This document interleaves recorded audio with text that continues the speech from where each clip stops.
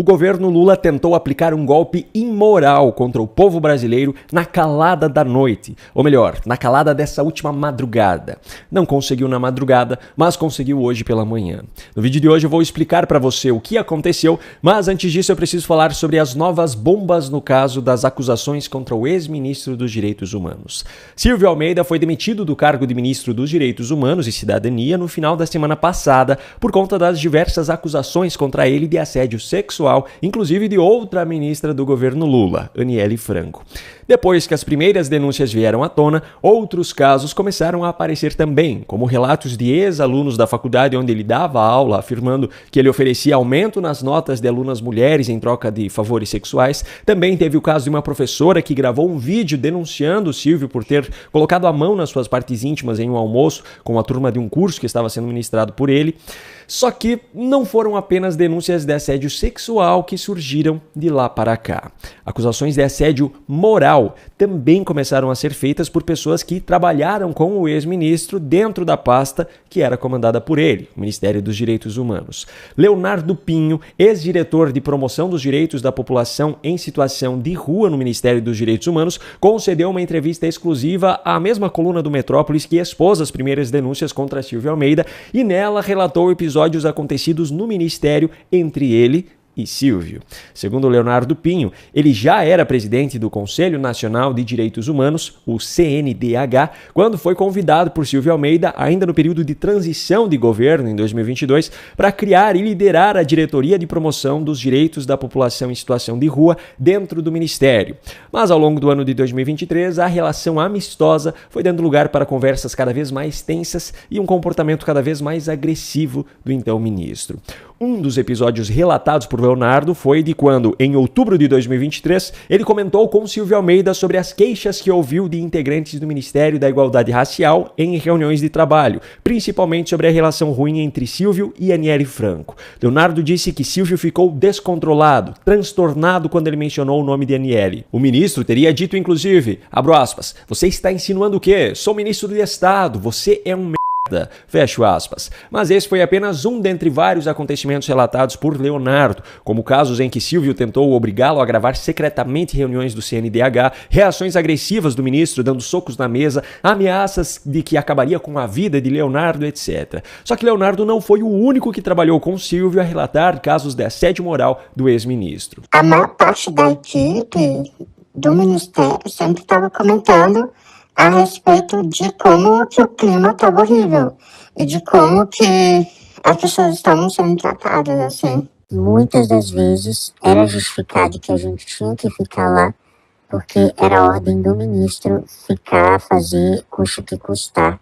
Chega um momento da gente ver pessoas chorando no banheiro, ver pessoas num dia, no outro já não tá lá e não sabe o porquê. Pois é, eu só não vou dizer que a situação está ficando preta para Silvio, porque apesar da inocência dessa expressão, ele vai dizer que isso é racismo, então eu não vou dizer.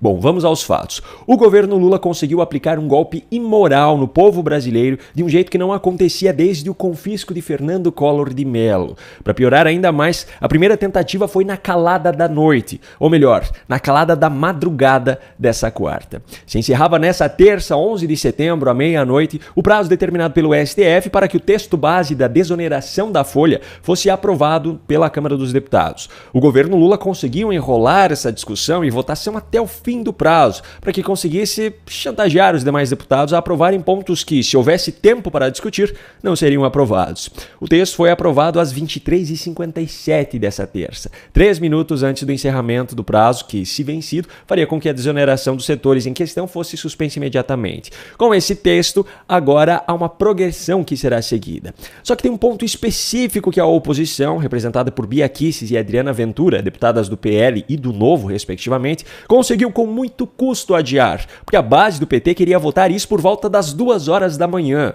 Sim, os deputados do partido de Lula, que frequentemente diz que no seu governo nada acontece na calada da noite, estavam querendo aprovar esse ponto durante a madrugada. Se o governo fosse irresponsável e quisesse ter só essa ganância de arrecadar, deixava quieto, porque amanhã terminou o prazo hoje, amanhã pronto, volta tudo ao que era antes, portanto, todo mundo ia pagar a tabela cheia, vamos dizer assim, não ia ter mais benefício nenhum. Portanto, essa matéria é essencial que ela seja concluída a votação hoje.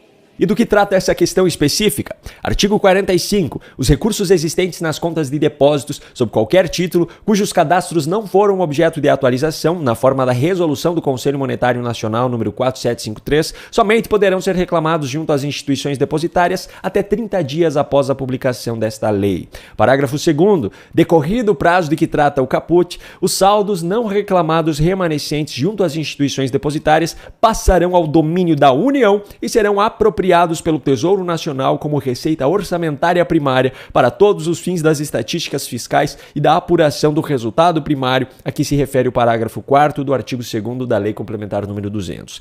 Traduzindo, aquele dinheiro esquecido que os brasileiros têm em alguma conta bancária, por exemplo, um saldo restante que você possa ter em uma conta que foi encerrada ou um consórcio, esse dinheiro, a partir da data da publicação dessa lei, se não for resgatado por você em até 30 dias, será simplesmente apropriado pelo governo Lula para que seja contabilizado como receita para ajudar a cobrir o rombo decorrente da incompetência desse governo.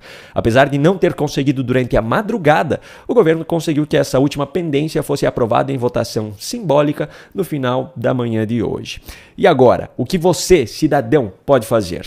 Simples. Acesse valoresareceber.bcb.gov.br/público e com o seu CPF e data de nascimento, faça a consulta para saber se você tem algum valor esquecido a receber. Ao todo, há mais de 8 bilhões de reais que serão apropriados pelo governo se as pessoas não resgatarem os seus respectivos valores. Esse projeto de lei segue agora para a sanção do presidente da República e isso deve acontecer ainda nessa semana. E a partir disso, começa a contar o prazo de 30 dias. Então não perca tempo. Não deixe que um dinheiro que é seu seja usado para ajudar um governo incompetente e irresponsável a cumprir meta fiscal. Um grande abraço e até a próxima.